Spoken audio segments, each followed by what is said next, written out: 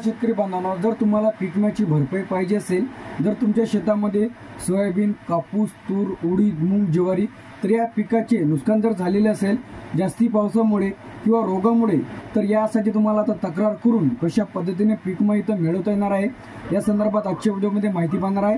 तर व्हिडिओला स्किप न करता शेवटपर्यंत बघा। सर्वप्रथम आता ज्या शेतकऱ्यांनी 2025चा पीक विमा इथं भरलेला आहे तर सर्व शेतकरी बांधवांना ई पीक पाहणी करणे इथं आवश्यक आहे।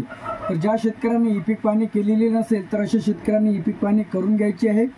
तर ई पीक पाहणी आता सुरू झालेली आहे, तर ते कशा पद्धतीने करायचे यावर सुद्धा डिटेलमध्ये व्हिडिओ आपल्या चॅनलला अपलोड केलेला आहे, तर लगेच पहा।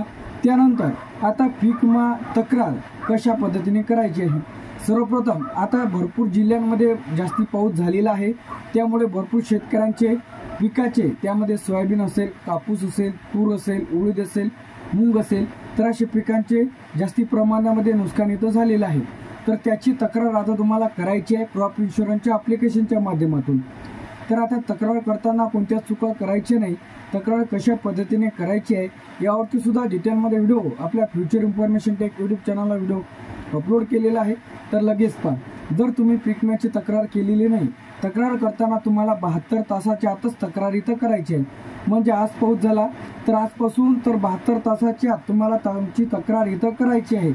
तक्रार जर तुम्ही 72 तासाच्या वर जर तुम्ही तक्रार केली तर तुम्हाला तुमचा जो काही क्लेम केलेला आहे ती इथं तुम्हाला डायरेक्ट रिजेक्ट करण्यात येईल। तुम्हाला क्लेमचा 1 रुपया तुम्हाला इथं मिळणार नाही। त्यानंतर आता जे की बरेच शेतकरी पीक विमा भरतात पण क्लेम करत नाही, म्हणजे त्याची तक्रार नोंदवत नाही, ई पीक पाहणी करत नाही, त्यामुळे त्यांना पैसे इथं दिले जात नाही।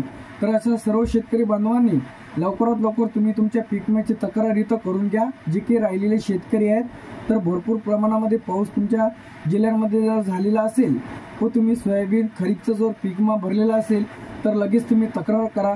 डिटेलमध्ये व्हिडिओ आपल्या चॅनलला अपलोड केलेला आहे, तर लगेच पहा। थँक्यू।